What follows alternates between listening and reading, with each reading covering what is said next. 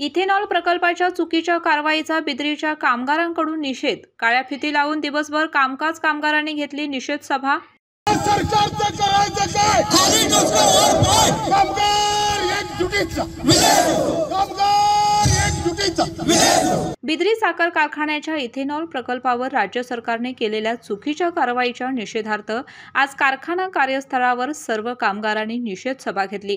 यावेळी तीव्र शब्दात निषेध करून नाराजी व्यक्त केली, तर कामगारांनी वेळ आलीच तर उपोषणास बसण्याची तयारी असल्याचं सांगितलं।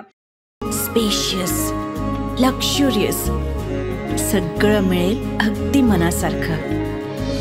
बटू बिल्डर्स यांचा नवीन गृहप्रकल्प गृहलक्ष्मी रचना।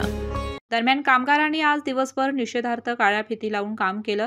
यावेळी कामगार संचालक शिवाजी केसरकर म्हणाले, बिद्री साखर कारखाना हा कुणा एकाच्या मालकीचा नाही, तर त्यावर लाखो लोक अवलंबून आहेत। मात्र केवळ राजकीय सूडबुद्धीने कोणी चांगल्या प्रकल्पावर चुकीची कारवाई करीत असेल तर बिद्रीचे कामगार गप्प बसणार नाहीत। मौनी नगर कामगार पतसंस्थेचे माजी अध्यक्ष बाळकृष्ण फराकटे म्हणाले, बिद्रीचा कारभार कसा आहे हे संपूर्ण महाराष्ट्राला माहीत आहे।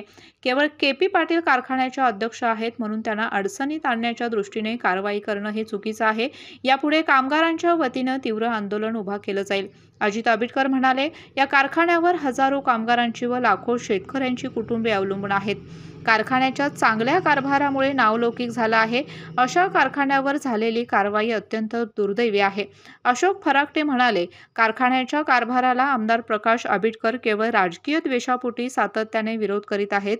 वेळ प्रसंगी आमरण उपोषण करावे लागेल। यावेळी कारखान्याचे सर्व अधिकारी वर्ग, कामगार मोठ्या संख्येने उपस्थित होते।